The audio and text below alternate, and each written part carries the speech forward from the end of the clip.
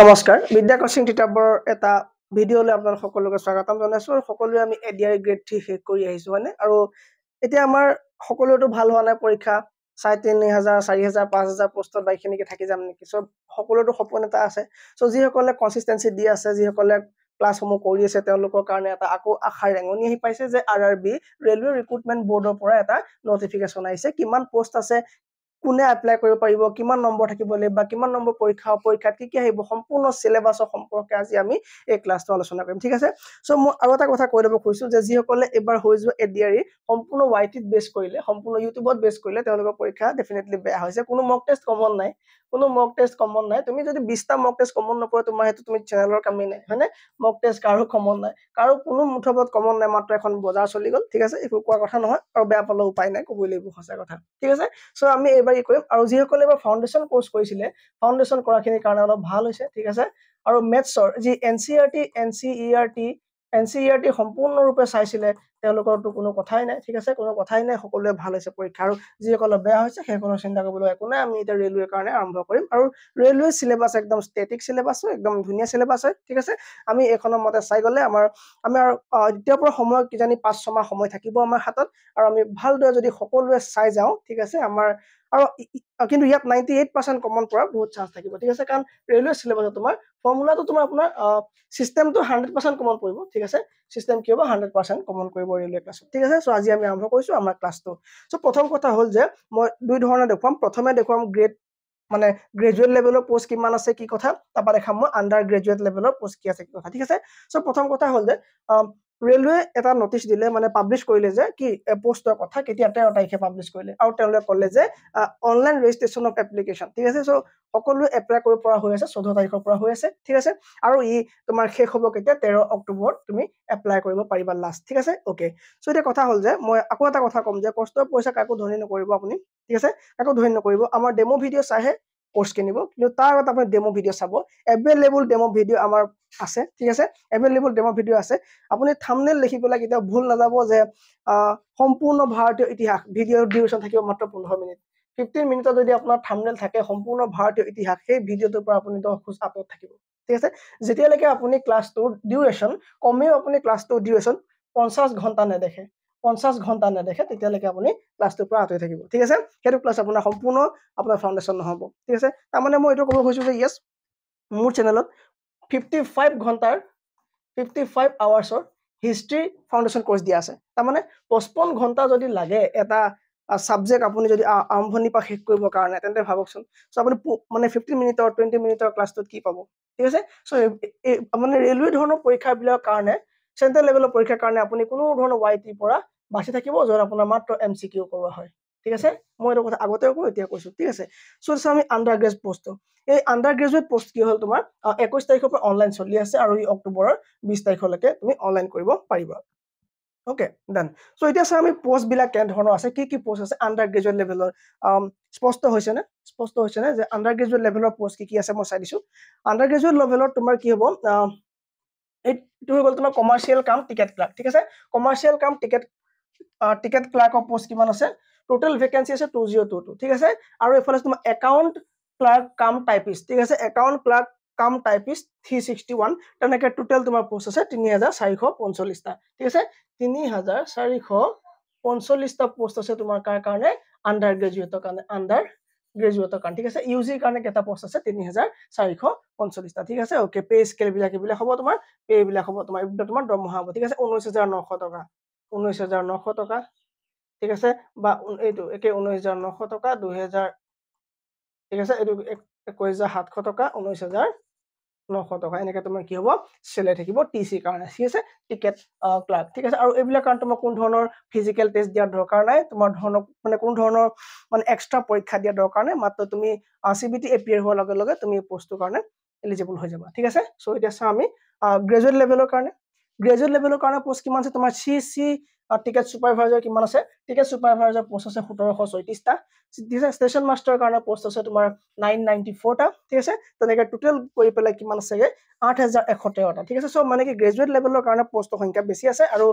under গ্ৰেজুৱেটৰ কাৰণে কম আছে ঠিক আছে আন্ডাৰ গ্ৰেজুৱেটৰ কাৰণে কম আছে এতিয়া ভাল খবৰটো হ'ল যে গ্ৰেজুৱেট আৰু আন্ডাৰ গ্ৰেজুৱেটৰ এটা ভাল খবৰ হ'ল এই ধৰণৰ যে তুমি যদি গ্ৰেজুৱেট লেভেলৰ হয় গ্ৰেজুৱেট লেভেলৰ সকলৰ কাৰণে ভাল হ'ব মানে গ্ৰেজুৱেট লেভেলৰ যিসকলৰ হ'ব গ্ৰেজুৱেট লেভেল দুটা এক্সাম দিব পাৰিব নাম্বাৰ 1 তাহাঁতে নিজে গ্ৰেজুৱেট লেভেল দিব পাৰিলে এনে গ্ৰেজুৱেট দিব পাৰিলে গ্ৰেজুৱেট লেভেল দিব পাৰিলে ওকে লগতে কি পালে তেওঁলোকে এইচএছ লেভেল পাৰিলে এইচএছ লেভেল পাৰিলে ঠিক আছে এইচএছ লেভেল পাৰিলে ঠিক আছে সো মই কোৱা হ'ল নে এইটো কথা যে এইটা যিটো পোষ্টৰ কথা যে মই এতিয়া ক'লো ঠিক আছে এই যিটো তোমাৰ গ্ৰেজুৱেট লেভেল হয় তাৰমানে তোমাৰ গ্ৰেজুৱেশ্যন লাগিব ঠিক আছে ইয়াত তোমাৰ কি লাগিব গ্ৰেজুৱেশ্যন মানে তোমাৰ ডিগ্ৰী লাগিব ঠিক আছে সো ডিগ্ৰী যিসকলৰ আছে এই পোষ্টটো এপ্লাই কৰিবৰ কাৰণে আৰু ফ'ৰ্থ গ্ৰেড বুলি নকয় তোমাৰ আন্ডাৰ গ্ৰেজুৱেট বুলি কয় তাৰমানে ইয়াত তোমাৰ এইচএছ পাছ লাগিব ঠিক আছে সো যিসকল এইচএছ পাছ হ'ব আৰ্টছ বা সায়েন্স বা কমাৰ্চ যিকোনো এটা ষ্ট্ৰীমৰ পৰা তুমি পাছ কৰাৰ লগে লগে তুমি কি পাৰিবা এই জবখিনি এপ্লাই কৰিব পাৰিবা এইখিনি এক্সাম তুমি দিব পাৰিবা ঠিক আছে সো গ্ৰেজুৱেট লেভেলৰ খিনি কাৰণে ভাল হ'ব কাৰণ গ্ৰেজুৱেট লেভেলৰ খিনিয়ে দুটা এক্সাম দিব পাৰিব কাৰণ গ্ৰেজুৱেট লেভেলটো পাৰিলে এইচএছ লেভেলটো পাৰিলে ঠিক আছে আৰু কিন্তু এইচএছ লেভেলৰ যিটো আছে পোষ্ট মানে আন্ডাৰ গ্ৰেজুৱেট পোষ্ট আছে ন তেওঁলোকে মাত্ৰ এটাই পোষ্ট এপ্লাই কৰিব পাৰিব মাত্ৰ এটাই পোষ্ট পাৰিব হয় না যিটো তোমাৰ এইচএছ পাছ থাকিব এই এইচএছ পাছ পোষ্টটো তেওঁলোকে এপ্লাই হ'ব পাৰিব বা এক্সামটো দিব পাৰিব এতিয়া কথা হ'ল যে এক্সাম কেনেকুৱা হ'ব এক্সাম দুটা হ'ব ঠিক আছে এক্সাম কেইটা হ'ব দুটা হ'ব সো আমি এক্সাম ওৰিয়েন্টেড অকমান চাওঁ এক্সাম কেইটা হ'ব তোমাৰ দুটা এক্সাম হ'ব এই দুইটা এক্সামৰ সিলেবাস ঠিক আছে দুইটা পৰীক্ষাৰ কাৰণে সেম হ'ব তাৰমানে গ্ৰেজুৱেট লেভেলৰ কাৰণেও আৰু তোমাৰ এইচএছ পাছ লেভেলৰ কাৰণেও কি হ'ব সিলেবাস সেম হ'ব এক্সাম দুইটা সেম হ'ব ঠিক আছে মাত্ৰ কোৱেশ্চনছ পেটাৰ্ন অকমান ডিফাৰেন্স আহিব সেইখিনি মই কৈ আছো ঠিক আছে ওকে সকলোটো এতিয়া চোৱা পৰীক্ষা কি ধৰণে হ'ব পৰীক্ষা দুই ধৰণে হ'ব ঠিক আছে সো দুইটা মই ক'লোৱে যে তোমাৰ গ্ৰেজুৱেট লেভেল আৰু আন্ডাৰ গ্ৰেজুৱেট লেভেল দুইটা লেভেলৰ কাৰণে পৰীক্ষা সেম হ'ব পৰীক্ষা দুটাই হ'ব দুইটাৰ কাৰণে পৰীক্ষা মাত্ৰ দুটাই হ'ব ৰাইট ওকে এতিয়া চোৱা ইয়া প্ৰথমটো ক'ব তোমাৰ CBT 1 CBT মানে হ'ল তোমাৰ কম্পিউটাৰ বেসড টেষ্ট ঠিক আছে আৰু সকলো জানে এইবিলাক কথা কম্পিউটাৰ বেসড টেষ্ট এক্সাম আৰু হিটো হ'ব তোমাৰ CBT 2 কম্পিউটাৰ বেসড টেষ্ট দুটা ঠিক আছে সো এইটো অকমান ঢিলা হ'ব কেলে কাৰণ এইটো তোমাৰ কোৱালিফাইং হ'ব ঠিক আছে এইটো তোমাৰ কোৱালিফাইং হ'ব সো বহুত ইয়াত পাছ কৰি যোৱা পাছত তোমাৰ ভাষা যিটো মেন্স বুলি কোৱা ঠিক আছে এইটো CBT 2 তুমি মেন্স বুলি ক'ব পাৰিবা ৰাইট আৰু তুমি এইটো পাছ কৰি যোৱা পাছত এইটো এক্সাম এপিয়াৰ হোৱাৰ পাছত ঠিক আছে সো এইটোতে কি হ'ব অলপমান লৈ ল'ব মানুহ ঠিক আছে তাৰ পৰা বাছি কি কৰিব CBT 2 কি হ'ব সিলেক্ট কৰিব ঠিক আছে ওকে এটা কথা হ'ল যে CBT 1 ওকে CBT 1 আৰু CBT 2 ঠিক আছে CBT 1 এইটো হৈ গ'ল তোমাৰ এই CBT 1 যেটো পাৰ্ট দেখিছা এই পাৰ্টটো তোমাৰ দুইটা কাৰণে এইটো কি হয় তোমাৰ দুইটা পোষ্টৰ কাৰণে মানে কি হ'ব তোমাৰ গ্ৰেজুৱেট আৰু আন্ডাৰ গ্ৰেজুৱেট ঠিক আছে মই যদি এইটো ৰঙা কৰি দিওঁ মই লিখি দিওঁ তোমালোকৰ ভাল হ'ব ঠিক আছে যদি মই এনেকে অলপ ধুনীয়াকে লিখি দিওঁ এতিয়া ভাল হ'ব ইয়াতে মই লিখি আহিছো দুইটা এক্সামৰ কাৰণে কাৰ কাৰণে গ্ৰেজুৱেট আৰু আন্ডাৰ গ্ৰেজুৱেট ঠিক আছে গ্ৰেজুৱেট ঠিক আছে এইচএছ পাছ ইয়াত তুমি এইচএছ পাছৰ এইখন পেপাৰে হয় আৰু তোমাৰ কি হয় ডিগ্ৰী পাছ ঠিক আছে ডিগ্ৰী সো ডিগ্ৰী থকাৰ কি হ'ব সেম পেপাৰ ঠিক আছে সেম পেপাৰ হ'ব ওকে সো সেম পেপাৰৰ ভিতৰত তোমাৰ কি হ'ব ম্যাথমেটিক্স মানে অংক এই অংক পেপাৰ তোমাৰ 30টা কোৱেশ্চন থাকিব 30টা কোৱেশ্চনৰ ভিতৰত তোমাৰ কি হ'ব 30টা কোৱেশ্চন থাকিলে নে 30টা কোৱেশ্চনৰ এগেইনষ্টত 30টা মাৰ্কস থাকিব তাৰমানে 1 * 30 হ'ব মানে 1 * কি হ'ব তোমাৰ 30 হ'ব তাৰমানে এটা কোৱেশ্চনত 30 মাৰ্কস কে থাকিব তোমাৰ 30 মাৰ্কস পালা right okay general intelligence and reasonings আৰু তোমাৰ ইয়াত মানে ৰিজনিংৰ গোটে পাৰ্টখিনি হ'ব ন ইয়াত এই ৰিজনিংৰ 30টা কোৱেশ্চন থাকিব আৰু তোমাৰ 30 মাৰ্ক থাকিব তাৰমানে ইয়াতো 1 * 30 মানে 30টা প্ৰশ্ন থাকিব ঠিক আছে এই জেনাৰেল এৱেৰনেছ যে দেখিছা জেনাৰেল এৱেৰনেছত তোমাৰ সকলো সোমাব তাত জিকে তোমাৰ মানে জিএস গোটেখিনি সোমাই যাব history politics current GK current affairs তোমাৰ ষ্টেট ওয়াইজ